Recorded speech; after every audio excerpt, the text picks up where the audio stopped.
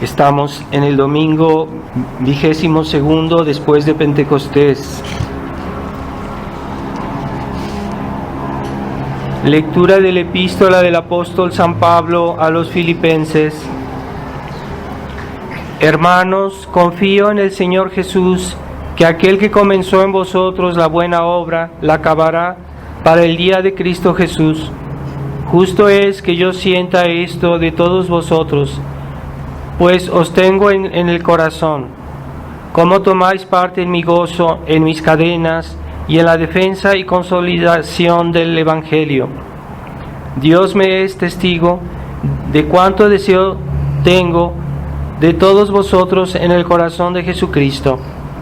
Y esto lo pido, que vuestra caridad crezca más y más en conocimiento y en toda inteligencia, para discernir lo mejor, a fin de que seáis puros e irreprochables hasta el día de Cristo, llenos de los frutos de la justicia por Jesucristo, para gloria y alabanza de Dios. Continuación del Santo Evangelio según San Mateo. En aquel tiempo retiráronse los fariseos a consultar cómo sorprenderían a Jesús en sus palabras. Enviáronle pues sus discípulos junto con los herodianos, diciendo: Maestro, sabemos que eres veraz y que enseñas con verdad el camino de Dios.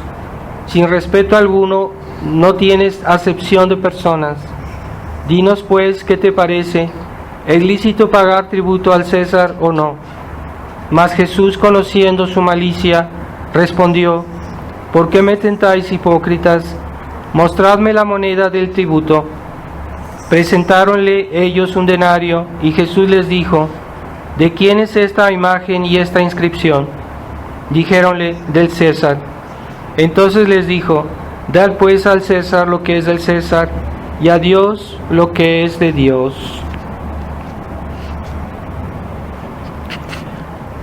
Estamos en domingo 22 después de Pentecostés, ya nos estamos acercando al fin del año litúrgico, y hay que tener en consideración que en este tiempo pues se nos recuerda también lo que será la Iglesia en los últimos tiempos, y por eso se festeja el próximo domingo la fiesta de Cristo Rey y la fiesta de todos los santos y la conmemoración de los fieles difuntos. Entonces hay que pensar en estas realidades, porque las fiestas litúrgicas no son solo para festejarlas, sino también para meditarlas.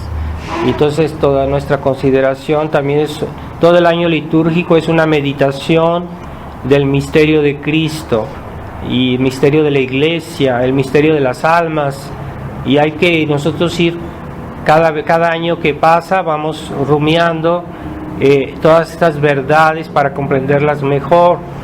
No se trata simplemente de ir a misa nada más. Les recuerdo que estamos preparando la consagración que vamos a hacer el 12 de diciembre a la Virgen de Guadalupe, consagración según el método de San Luis María Griñón de Montfort. Yo espero que ya están leyendo el libro que yo les he pasado. Normalmente traten de terminarlo antes del día 11, antes del día 12 de noviembre, para que a partir del día 12 de noviembre ya les podamos transmitir las meditaciones que se hacen cada día. Y esas meditaciones normalmente vamos a intentar de ponerlas en internet para que ustedes puedan oír esta meditación, meditarla de preferencia en la mañana, para que sea una meditación del día, se pudiera decir todo el día. Y yo les animo con mucha quisiera instar que lo hicieran todos con mucho fervor y bien hecho esta consagración, que es tal vez la más bella consagración que hay a la Santísima Virgen, porque es una consagración total. Les enviaremos a aquellos que tienen, a los cuales yo les envío por internet la información, pues se las vamos a estar enviando sobre todas estas meditaciones. También el libro que les pasamos es un primer ejemplar, pero va a ser corregido porque todavía no tiene las meditaciones. Después les pasaremos también en papel las meditaciones para que las hagamos todos.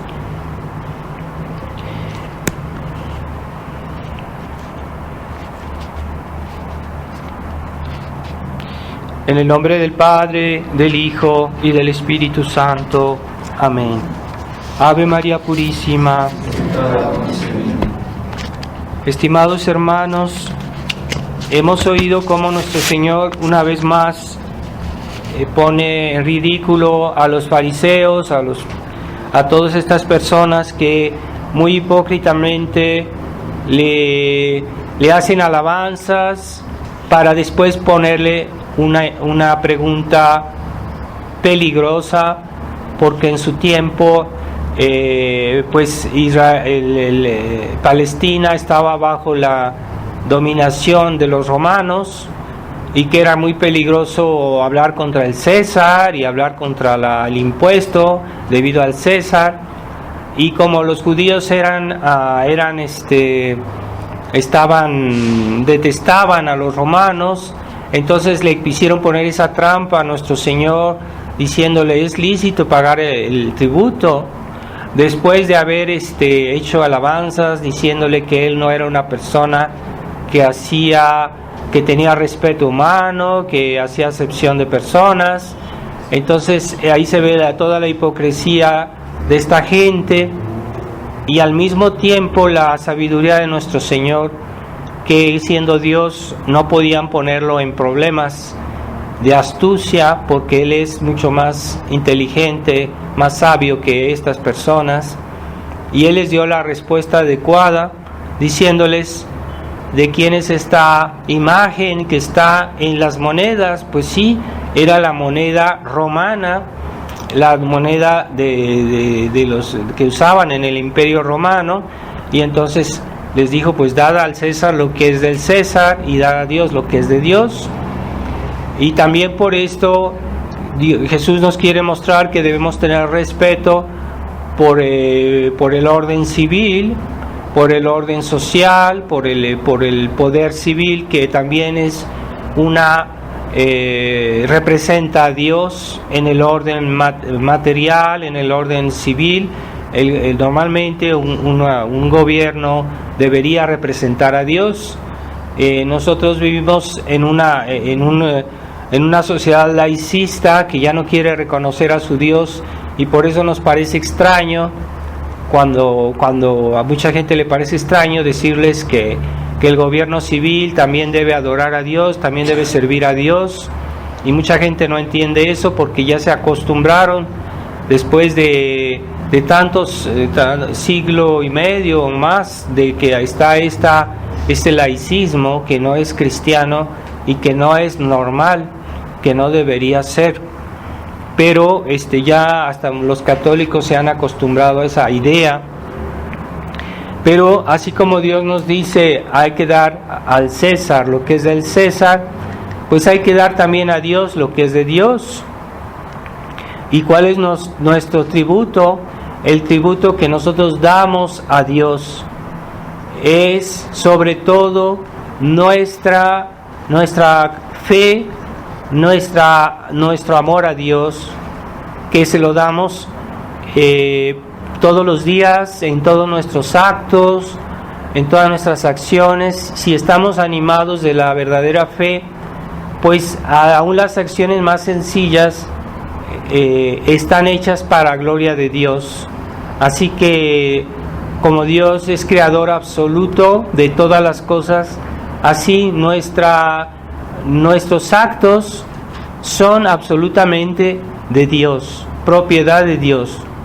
Así que no podemos decir que en algún aspecto de nuestra vida nosotros podemos tener una vida paralela a nuestra religión, a nuestra fe, a nuestro Dios, porque todo está englobado, debe estar englobado en Dios.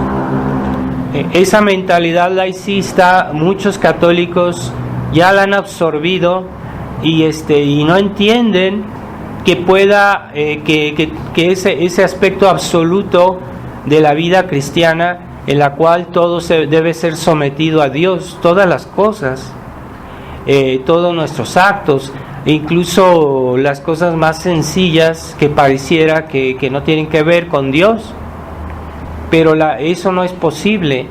En el orden divino todo tiene que ver con Dios.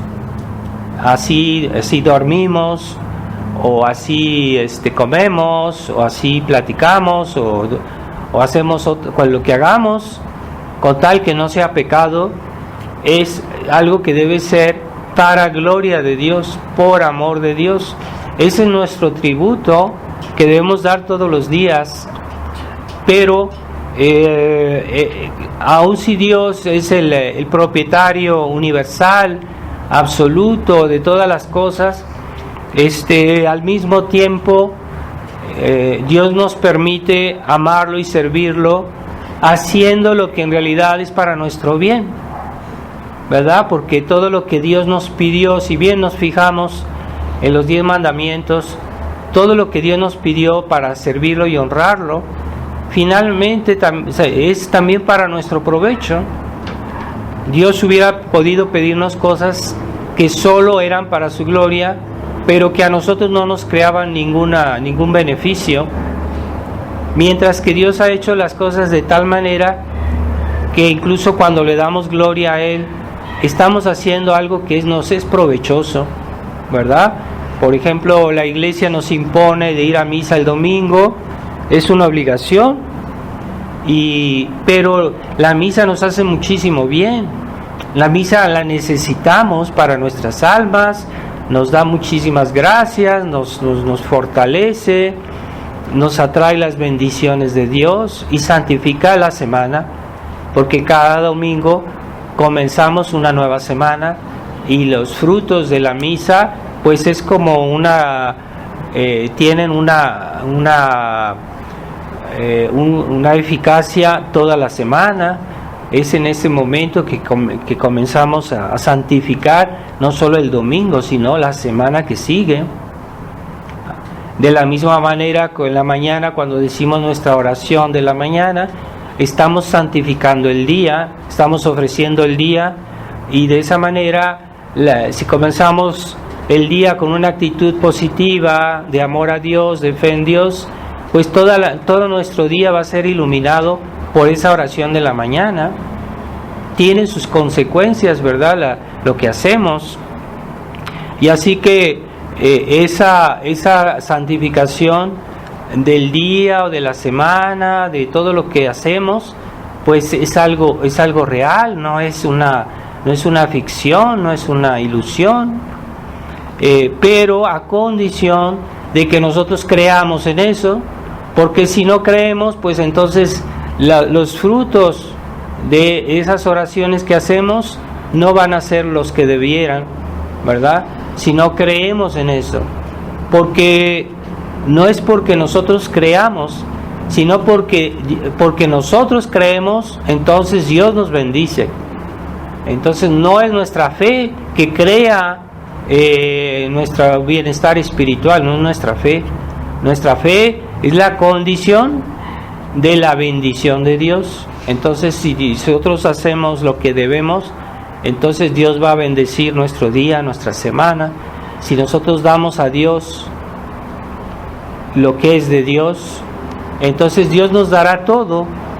Incluso Él mismo se da. Dios se da a nuestras almas. Dios se da en alimento. Dios se da porque Él quiere darse a nosotros. Dios es tan bueno, tan generoso, que Él mismo se da. Pero hay que respetar la ley de Dios, hay que respetar la manera como Dios quiere darse, porque si no respetamos ese camino que Dios nos ha marcado, esa vía, entonces no podremos acceder a Dios.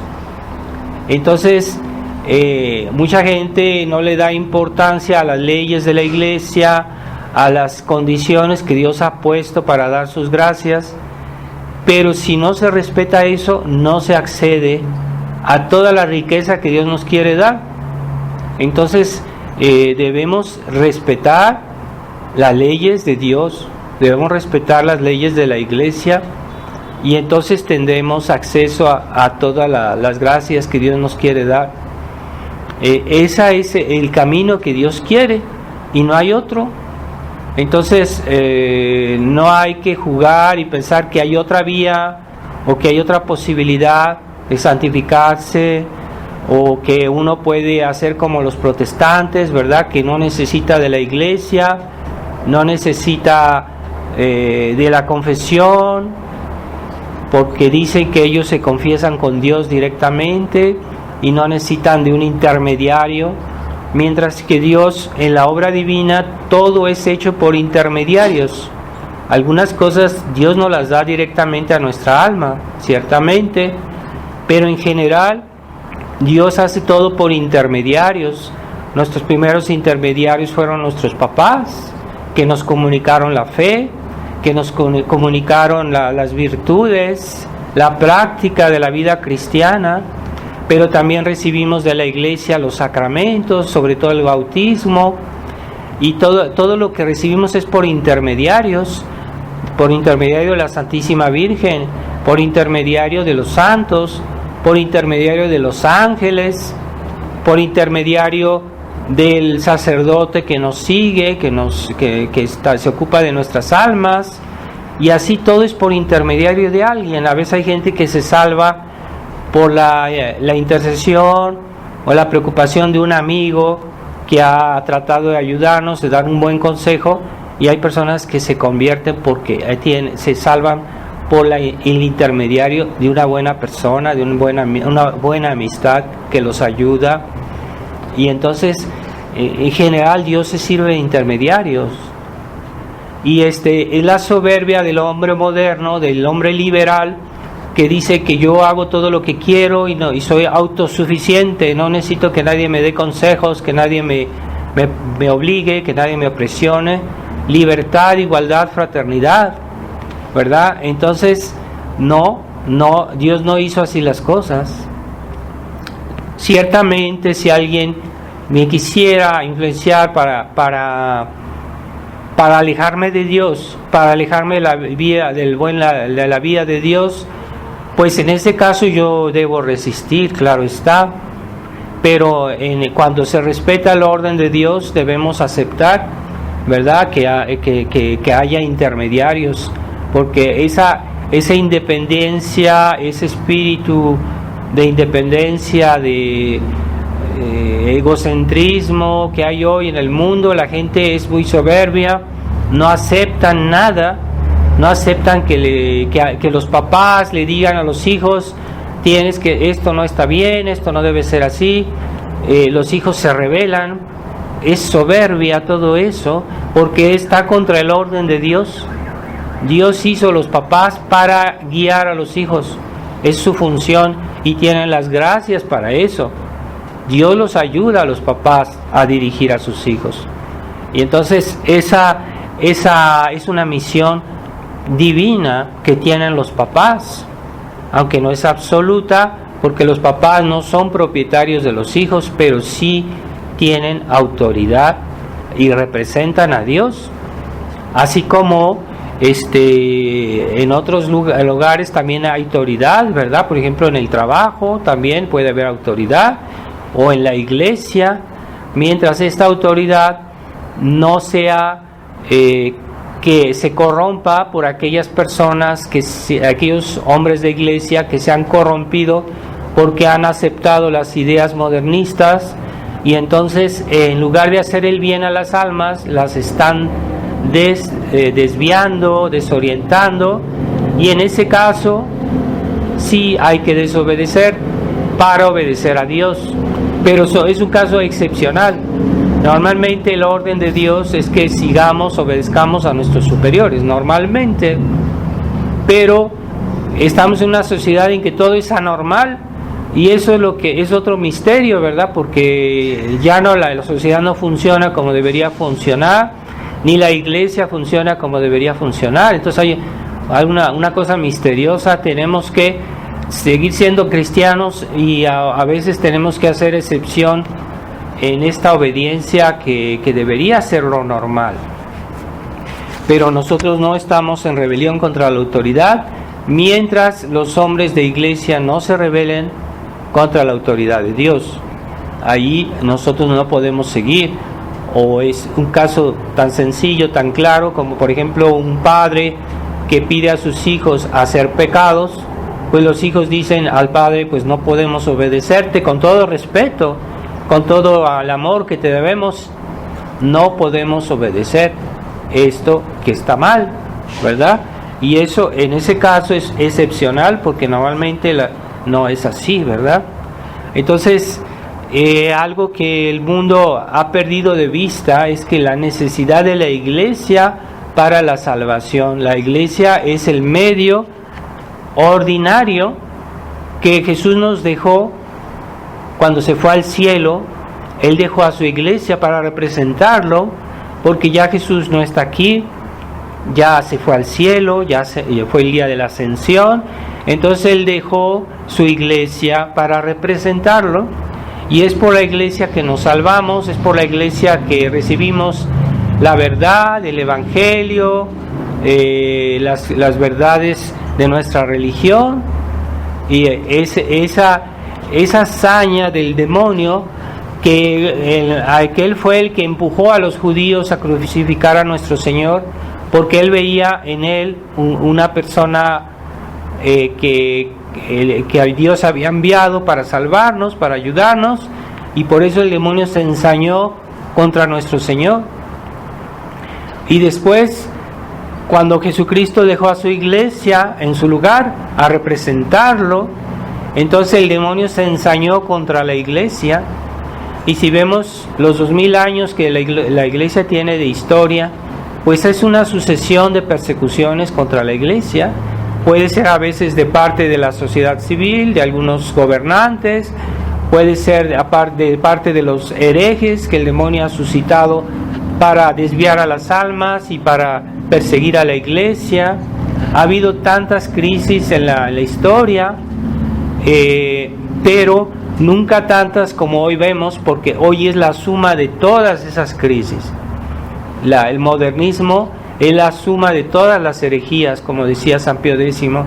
Entonces el modernismo es la peor persecución que la iglesia ha sufrido, porque está lleno, hay tantísimas cosas que habría que decir sobre el modernismo.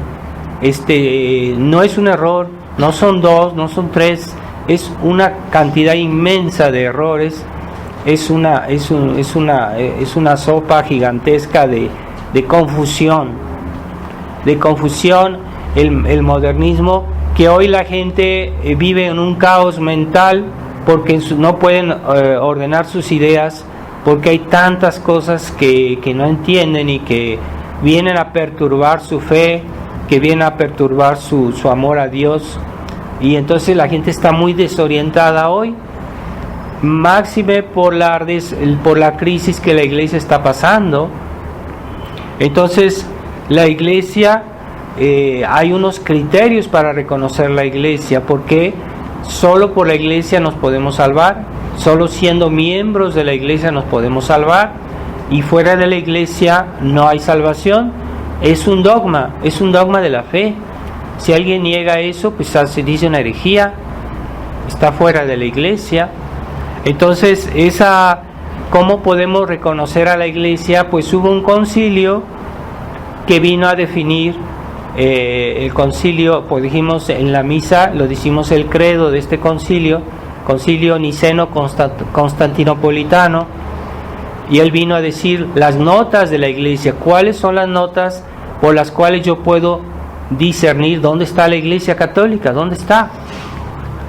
Hoy que la iglesia se hace cada vez más ausente de la sociedad, entonces yo puedo decirme, ¿dónde está la iglesia? ¿Cómo debo hacer para seguirla? Entonces en el credo en la misa decimos: yo creo en una iglesia santa, católica y apostólica.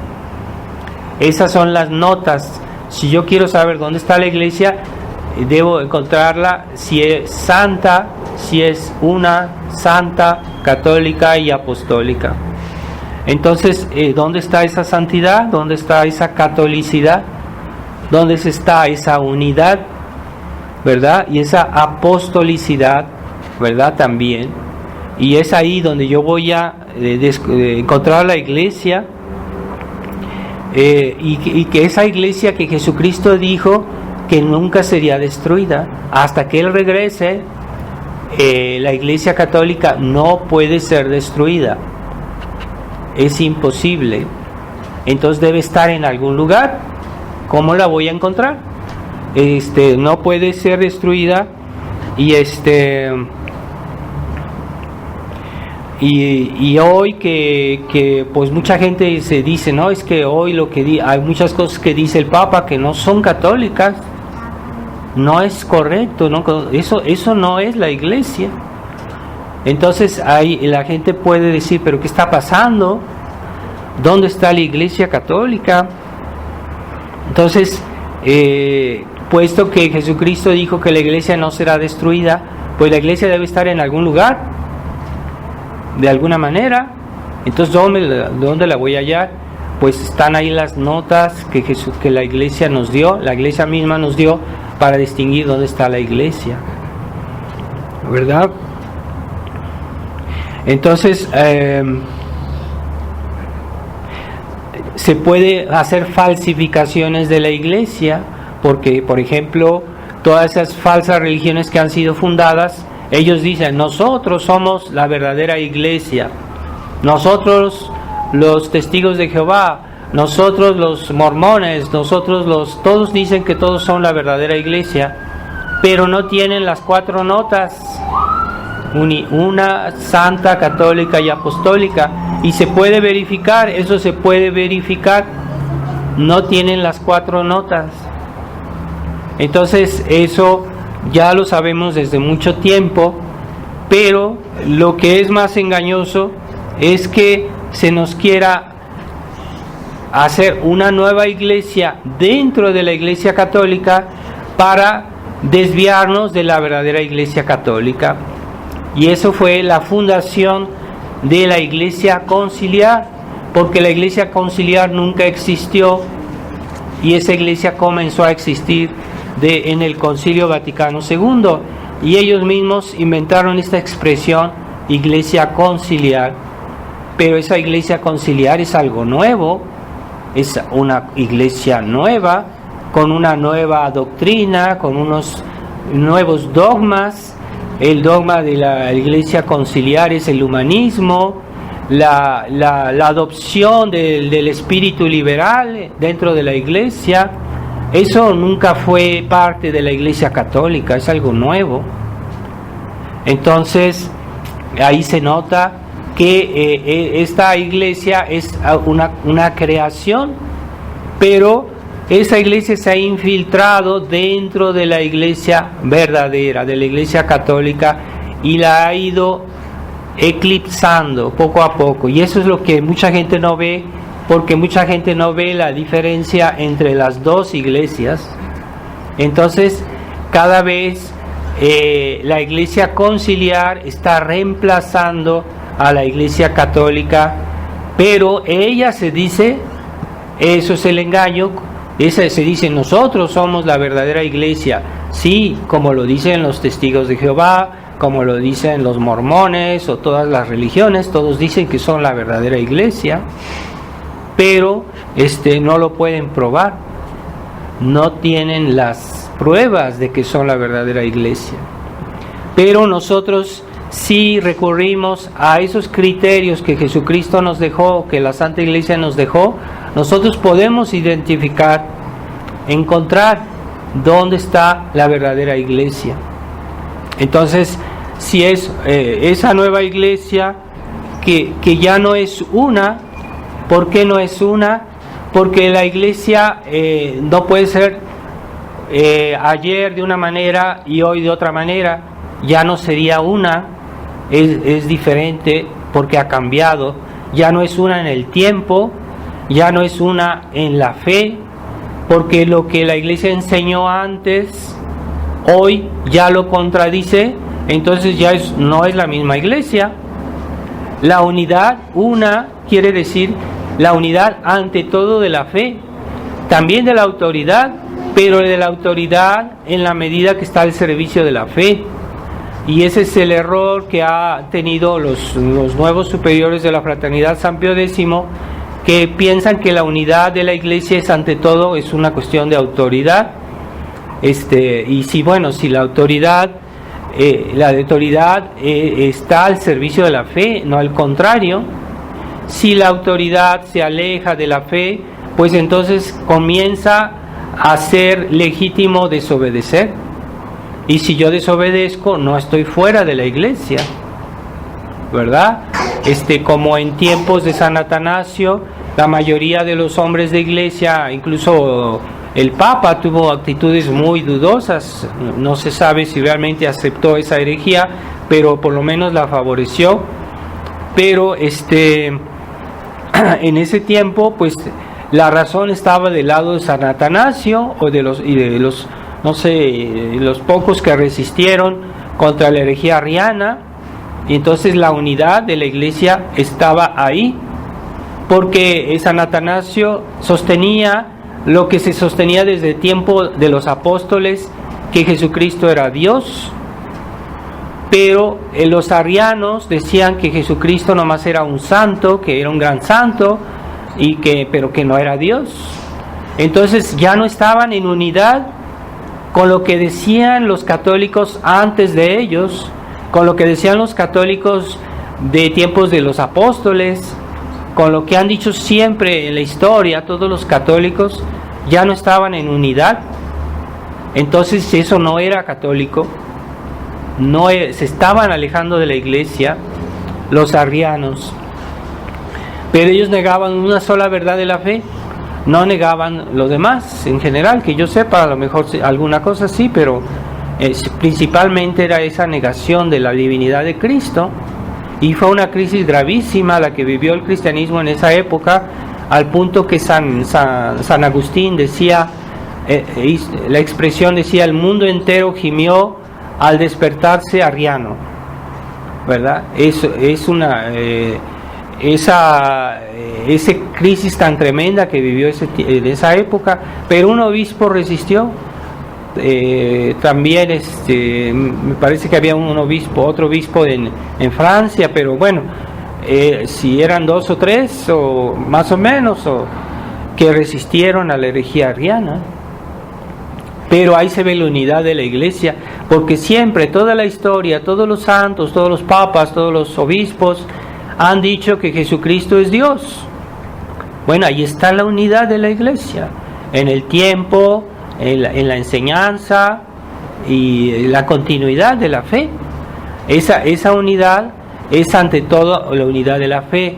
Y si hoy los hombres de iglesia se alejan de la verdadera fe, entonces están alejando de la unidad de la iglesia, se están alejando de la iglesia, ¿sí? Entonces no solo Monseñor Lefebvre habló de la apostasía de los hombres de iglesia, también últimamente Monseñor Vigano, que es un obispo que era modernista y que se convirtió y que está ahorita diciendo muchas verdades, y él también dice: no, es que ahorita Roma está en la apostasía. Esas almas son las que realmente están unidas con la iglesia, las que son fieles a la fe de toda la historia de la iglesia. La iglesia es una, no solo en la fe, sino en el tiempo y en la eternidad, porque siempre es un solo Dios. Yo creo en un solo Dios, entonces, y en una sola iglesia, que es la iglesia de Dios. Entonces esa es la unidad de la iglesia. Entonces hoy la iglesia ha sido reducida a su mínima expresión, al punto que uno se puede preguntar: ¿dónde está la iglesia? ¿dónde está? Se ha vuelto como una brasa, por ejemplo, cuando se hace una fogata y esa fogata se consume toda la madera y a veces ya nomás se ve la ceniza, pero en el fondo de la ceniza queda una brasa prendida que todavía tiene fuego, que todavía es fuego. Y así que la iglesia hoy cada vez está como escondida en este mundo, en esta sociedad en la cual se ha acumulado toda esta ceniza, toda esta suciedad que vemos de pecado, de errores, de infidelidad, de humanismo anticristiano, etcétera. Todo eso ha sido es un misterio porque Dios permite eso, pero claro está que Jesucristo dijo que su iglesia no será destruida, entonces siempre quedará un pequeño grupo o pocas personas que profesen toda la fe de la iglesia, no una parte, porque la iglesia, si desapareciera la fe de la iglesia, desaparecería la iglesia, porque la iglesia no es posible sin la fe. Entonces tiene que haber siempre alguien que no solo diga yo tengo fe, no, que él crea en todas las verdades que siempre ha enseñado la iglesia, todas las verdades. No basta decir es que yo tengo fe. Hay gente que dice que tiene fe, pero es una fe protestante, o es una fe pagana, o es una fe mundana. No, la fe de la iglesia. Y la fe de la iglesia implica la adhesión a toda la verdad de la iglesia, toda la enseñanza de Jesucristo, toda la enseñanza de la tradición, que es en definitiva la enseñanza de Jesucristo. Y ahí está la iglesia, donde hay una confesión plenaria de la fe, donde hay personas hoy que tienen la confesión plenaria de la fe. Hay personas que tienen la fe, pero su fe está desorientada y en algunas cosas no saben o no entienden que están errados. Esas personas tal vez tengan la fe católica, la fe, como digamos, la virtud de la fe, pero no tienen toda la fe católica, toda la enseñanza de la fe. Pero de todos modos, aunque haya personas de buena voluntad que están en el error, es necesario que siempre haya en la iglesia algunos, por lo menos, que profesen la totalidad de la fe católica, que realmente todas las verdades de la fe las profesen, no solo en privado, sino también en público. Entonces no es normal que, por ejemplo, haya hombres de iglesia que dicen yo no quiero hablar de todo, o no puedo hablar de todo, o no quiero profesar públicamente toda la fe, porque debe haber siempre algún hombre de iglesia que sí profese la fe de la iglesia. Es necesario que haya siempre en la iglesia por lo menos algunos que crean en todo y que lo digan y que se conozca, porque la iglesia no es una sociedad secreta, es una sociedad pública, y lo que la iglesia hace es público, no es privado. No es como la masonería que tiene su enseñanza secreta. No, la iglesia es una sociedad pública, y ahí está su fuerza de la iglesia, es que no es una sociedad secreta, es una sociedad pública. Entonces la iglesia ahorita, para muchas almas, primero porque no saben cómo buscar la iglesia, no saben los criterios que Dios nos dio, que la iglesia nos dio para encontrar dónde está la verdadera iglesia, y por eso no lo saben buscar, ¿verdad? Pero hay mucha desorientación. Por eso nosotros debemos interesarnos en decir, pero ¿cómo yo sé que yo soy católico? ¿Cómo yo sé que soy verdaderamente católico? ¿Y cómo yo sé que yo soy plenamente católico? Porque la enseñanza de la iglesia es toda una doctrina. Hay muchas cosas que saber de nuestra religión, y todo es armónico, de manera que si yo quito una cosa mi religión, a una verdad, todo se destruye, todo se derrumba. pongamos un edificio que está hecho con muchas piedras, pero que si yo quito una de esas piedras, todo se va a caer. Y así es nuestra religión. Debemos profesar la integridad de nuestra fe. Todas las verdades que nuestra fe nos enseña, no tenemos derecho a decir, yo aquí tomo, yo aquí dejo, si yo niego. Hay muchos católicos que hoy se dan el lujo de decir, no, es que yo no creo en el infierno, yo creo en todo, pero no creo en el infierno, yo creo en todo, pero no creo en el purgatorio, yo creo en todo, pero no creo en esto. Eso es pecado decir eso, y es una herejía. Y no puede ser que uno diga cosas parecidas. Entonces, ¿dónde está la iglesia?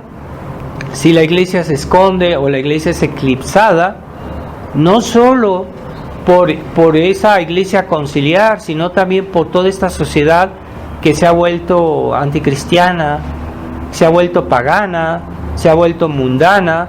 Entonces la iglesia está escondida, está cada vez más ausente de la sociedad, y por eso mismo el demonio está más presente cada vez más.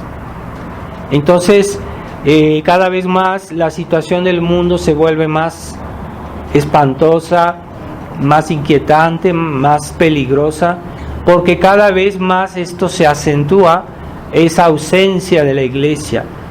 Cuando la iglesia estaba presente en la sociedad, así como la luz cuando entra en una habitación, las tinieblas se alejan, desaparecen. Entonces, mientras la iglesia esté presente, el demonio se vuelve impotente y el mal se aleja. Pero como hoy la iglesia está cada vez más ausente, el mal adquiere una proporción enorme. Y hay los crímenes que hoy se hacen, que en otros tiempos no se podían concebir, ¿verdad? La gente no podía concebir cómo que puedan hacer un aborto, que un niño sea abortado. Antes la gente no lo podía concebir, no lo podía aceptar. Eso no, la gente, todo el mundo lo rechazaba, esa idea. Pues ahora mucha gente ya lo ve como algo normal, ¿verdad?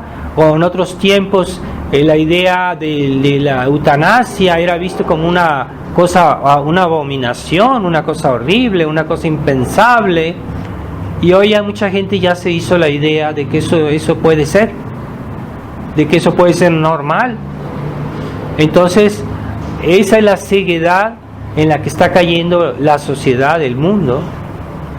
Y nosotros debemos rezar mucho porque que esto no dure más tiempo, porque Jesucristo dijo, habrá una tal crisis que si Dios no abrevia esos tiempos, ni los elegidos se salvarían. Es decir, que a medida que pasa el tiempo y que las cosas se agravan, en las almas cada vez es más difícil que la gente se salve, y se puede llegar a un momento en que ni los elegidos se salvarían, de tan grave que sería el ambiente, la situación del mundo. Entonces, por eso yo pienso que podemos pedirle a Dios que esto se abrevie y de que esto termine pronto, que Dios haga algo, porque se están corrompiendo las almas cada vez más. Se está corrompiendo el alma de los niños con la educación moderna, que se vuelve obligatoria cada vez más, y les enseñan a los niños ni más ni menos que el pecado. La pornografía en los libros de texto de las escuelas.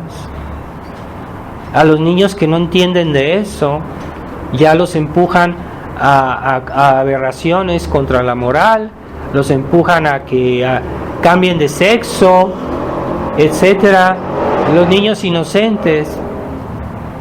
Entonces cada vez más la gente se habitúa a cosas más horribles, y esto va a continuar porque el mundo no quiso escuchar a la iglesia. Cuando la iglesia estaba bien, los católicos fueron débiles, fueron tibios, fueron mediocres, y por eso el mal avanzó.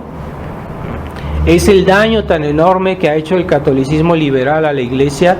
Eso se puede decir en cierto sentido que son los principales enemigos de la iglesia, son los católicos liberales, porque ellos están al interior de la iglesia, no son de exteriores a la iglesia, y es en cierta manera más fácil combatir a los enemigos externos que cuando ya el enemigo está dentro de la iglesia. Y es el catolicismo liberal, que no solo está en los clérigos o en los pastores que se han hecho modernistas, también está en el pueblo cristiano, que ya han aceptado la mentalidad liberal, que se han vuelto unos mediocres, que no quieren luchar, que no quieren hacer nada, que no quieren santificarse, que no quieren vivir una vida de comodidad y creen que la vida cristiana es una vida de comodidad. Entonces eso es un error, y eso es lo que ha creado esta crisis tan tremenda en la iglesia. Entonces la iglesia, por una parte, quiere ser reemplazada por una falsificación. Monseñor Lefebvre nos decía hasta qué punto esta iglesia, él hablaba de la iglesia conciliar, no es una falsificación, una máscara que no es real, ¿sí? Disminuida la iglesia por aquellos malos hombres de iglesia que no quieren decir todo, que se callan sobre ciertos puntos, están promulgando leyes anticristianas, leyes contra el aborto, y los obispos silencio total, en lugar de decir a los fieles: no voten por esa ley, no hagan esto, porque si lo hacen es un pecado mortal. Entonces los pastores se supone que están ahí para cuidar a las almas, proteger a las almas, y también la iglesia ha sido ensuciada y oscurecida por los pecados, los malos ejemplos de los malos cristianos. Entonces aquellos que están fuera de la iglesia y ven a los malos cristianos dicen: ¿eso es la iglesia católica? ¿A eso yo me tengo que convertir? Entonces el nombre de Dios es blasfemado delante de los paganos gracias al mal ejemplo de los cristianos. Cuidado, también eso tiene mucha repercusión en el mundo. Entonces, si la iglesia es una, pues siempre es una sobre todo en la enseñanza, que es lo principal en la iglesia, porque hoy hablan mucho de caridad, de muchas cosas, pero no quieren insistir en la unidad de la fe, de la doctrina, no es tanto en la unidad de la enseñanza. Y eso es lo que hace realmente la unidad de la iglesia, la unidad de la enseñanza. Incluso la unidad con el respeto a la autoridad, la unidad de autoridad, está dependiente de la unidad de la fe. Y si se separan esas dos unidades, pues ya sabemos cuál debemos seguir, la unidad de la fe. Porque ¿dónde está la unidad de la iglesia? ¿En la unidad de la autoridad o en la unidad de la fe? Pues está principalmente en la unidad de la fe, y la unidad de la autoridad sigue a esa unidad de la fe.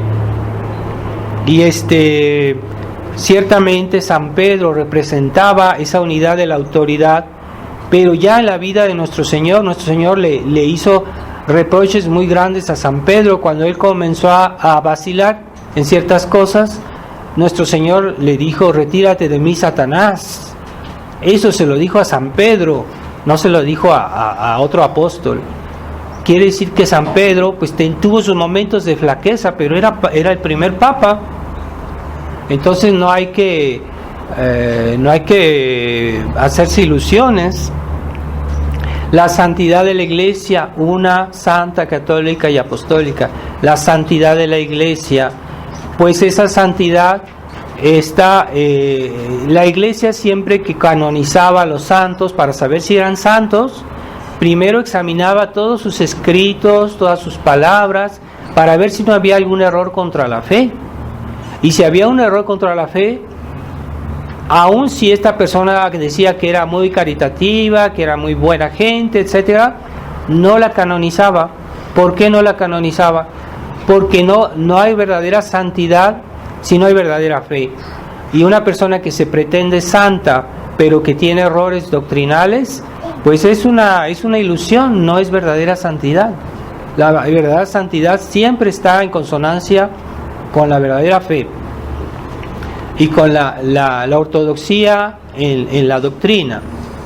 Entonces todos los santos, hay algunos herejes que tuvieron mucha apariencia de santidad, que por ejemplo Hus, que fue uno que fundó una herejía, que murió castigado en la hoguera, y parecía que murió como un santo, pero era un hereje, no, era una falsa santidad. El demonio puede fingir la santidad, puede parecer santo, pero no es santo. San Ignacio de Loyola, él tuvo una aparición del Sagrado Corazón, pero él cuando vio ese Sagrado Corazón que tenía una apariencia afeminada, como hay ahorita muchas imágenes piadosas en las cuales se representa a Jesús con una apariencia afeminada, poco viril, y cuando vio San Ignacio esa apariencia del Sagrado Corazón, agarró su bastón para pegarle, porque en realidad no era el Sagrado Corazón, era el demonio, y él lo identificó porque tenía esa apariencia afeminada, que no es de Dios.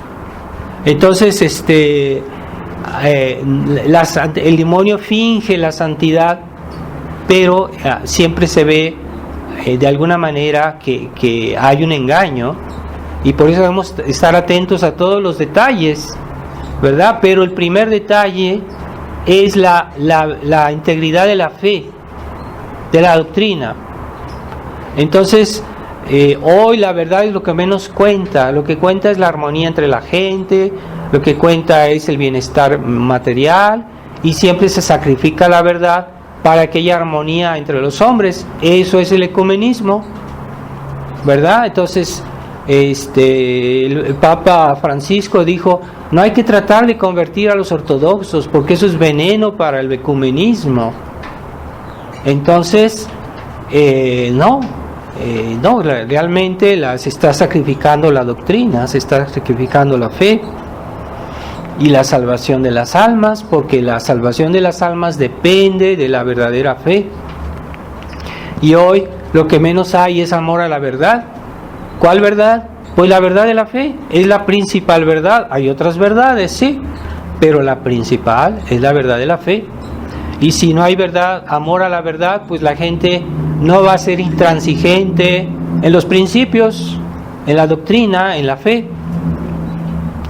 Católica es que la Iglesia católica pues está hecha para todo el mundo, y fue hecha para que todos se salven.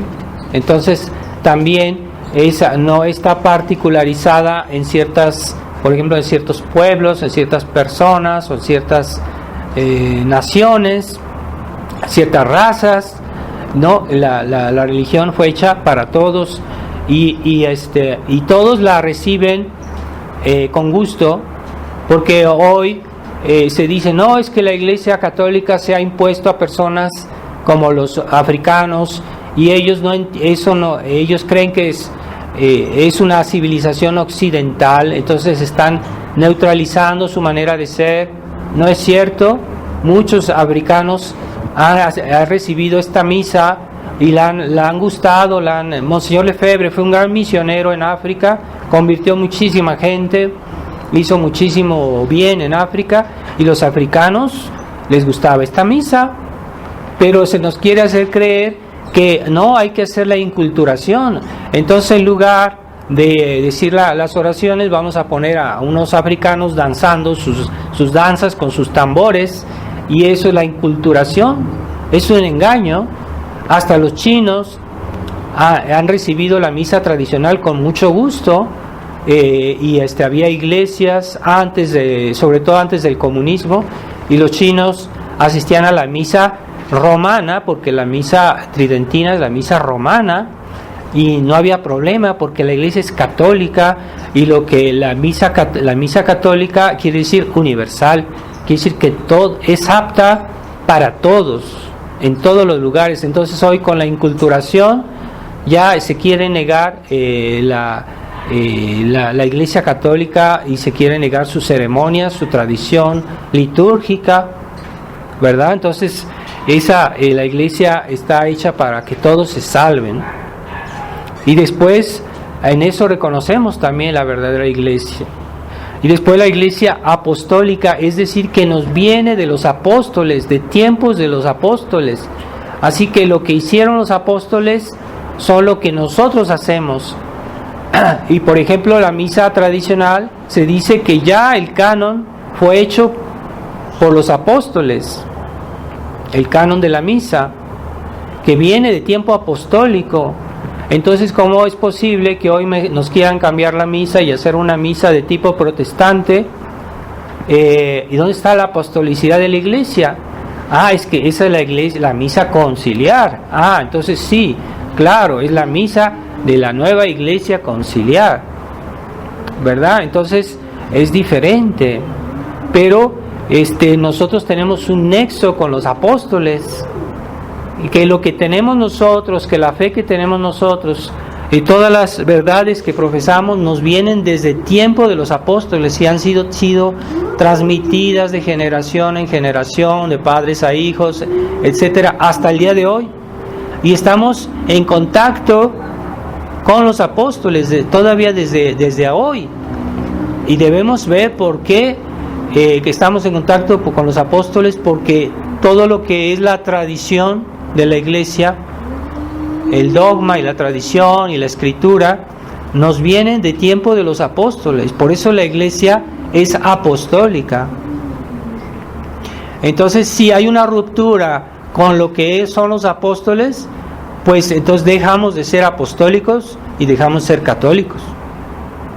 Entonces, la nueva misa es una ruptura con la tradición. La tradición que viene de los apóstoles es una ruptura. Entonces no podemos aceptar esas rupturas, pero mucha gente no sabe explicar, no entiende por qué, no sabe dónde está el problema, y piensan que la nueva misa es una misa católica, pero no es verdad.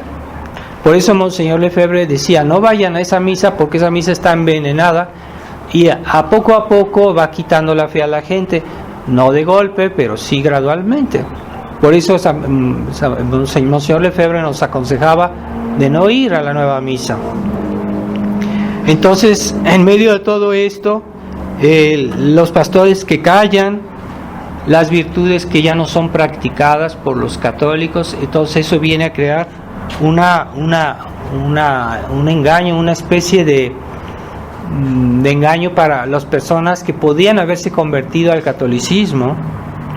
Pero la teología de la Iglesia nos dice que hay cosas que pertenecen al cuerpo de la Iglesia y cosas que pertenecen al alma de la Iglesia. Lo que es esencial en una persona es su alma, porque cuando una persona muere, su cuerpo se vuelve ceniza, pero esta persona sigue existiendo porque su alma se va al cielo, se está con Dios. El alma es lo principal.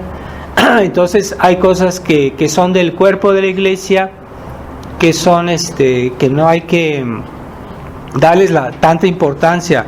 Lo importante es el alma de la Iglesia. Entonces, sobre todo la adhesión a nuestra fe, la gracia de Dios, los verdaderos sacramentos, la verdadera misa, la verdadera doctrina. Ahí está. Las personas que adhieren a esas cosas ya están dentro de la Iglesia. Yo cuando comencé a ser miembro de la Iglesia, el día que me bautizaron, porque ese día recibí no solo la gracia, sino primero la fe, ¿verdad? La fe de Dios, y por eso soy miembro de la Iglesia, y por eso soy la Iglesia. Una parte de la Iglesia, pero sí soy la Iglesia, ¿no? Un católico puede decir: yo soy la Iglesia, pues soy una parte de la Iglesia, soy miembro de la Iglesia, soy una piedra del edificio, pero soy parte del edificio, soy el edificio. Entonces las personas que tienen la verdadera fe ya son la Iglesia, pero una fe total, no con excepciones. Y hay un santo que se llamaba de Lerins, San Vicente de Lerins.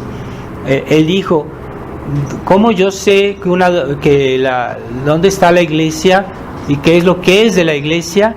Pues es todo aquello que siempre se creyó, que siempre se hizo, que siempre se aceptó, que siempre se practicó en la iglesia, ¿verdad? Esta misa es la que siempre se dijo en todos lados, en toda la iglesia, en toda la historia. Esta misa, la misa católica, pues resulta hoy que el Papa Francisco ya la quiere prohibir o la quiere limitar más. No tiene derecho. El Papa San Pío V dijo en su bula, cuando él promulgó el misal de San Pío V, él decía: esta misa no puede ser prohibida a ningún sacerdote, nunca, jamás. Él lo dijo, el Papa San Pío V. Esa misa siempre es válida, siempre será válida. No es porque San Pío V promulgó ese misal, sino porque él simplemente hizo poner en escrito lo que ya existía, lo que ya venía desde los apóstoles.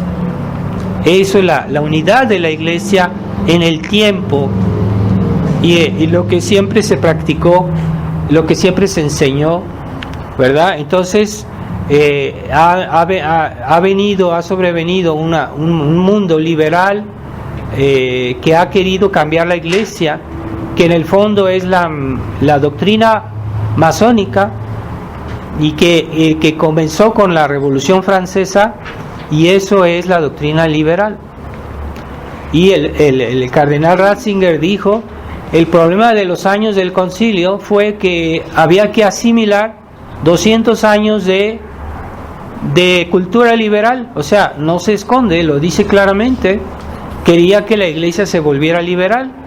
Bueno, quiere que en el fondo la iglesia se vuelva masónica, que la iglesia abjure de su fe, que niegue su fe, se niegue a sí misma, que niegue su tradición. Eso es el concilio. Y todavía hay personas que piensan que Benedicto XVI era tradicional. Y todavía hay católicos hoy que se dicen tradicionalistas, pero que dicen: no, el problema de la tradición es solo la misa, pero no es el concilio. El concilio está bien, el concilio simplemente fue mal interpretado, y esas personas dicen que son tradicionalistas. Bueno, nosotros nos alegramos que ellos hayan comprendido por lo menos el problema de la misa, pero no es suficiente. Hay que comprender que el problema de la crisis de la iglesia no solo es la misa, es ante todo el problema de la doctrina de la fe, que ha sido trastornada, que ha sido corrompida. Y entonces debemos volver a esa fe y tener eso que el mundo ya hoy no tiene, es amor a la verdad, amor a los principios, amor a la doctrina, a la enseñanza de la iglesia, que está consignada en libros de doctrina católica, en libros de enseñanza católica, que a veces ya no se hallan, pero hay que buscarlos entre los libros viejos, en las librerías de libros viejos. Se encuentran libros que dicen la doctrina católica, no solo para niños de catecismo, sino doctrina católica para adultos. Son libros más gruesos, y eso es la doctrina de la iglesia. Hay que volver a eso, y ahí está el futuro de la iglesia y la salvación de la iglesia. La iglesia no será destruida, porque siempre habrá quienes profesen la fe total, íntegramente, pero cada día se vuelven menos, y cada vez es como esa brasita en el fondo de ceniza, está escondida, y ya muchos ya no saben dónde está la verdadera iglesia. Y la iglesia conciliar ha suplantado, está reemplazando, está eclipsando cada vez más a la verdadera iglesia, y están ocupando ese aspecto, esa estructura exterior que sí pertenece a la iglesia católica, pero está como separada del alma de la iglesia, que son a todos aquellos que tienen la verdadera fe, la verdadera caridad y la verdadera gracia.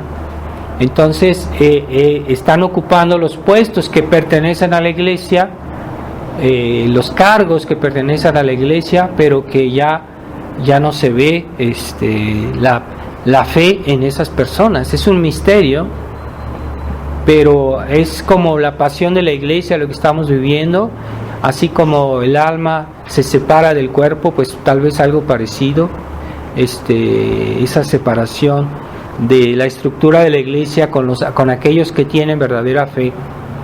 Y hasta dónde va a ir esto, pues no sabemos, pero aquellos que tienen la verdadera fe, la verdadera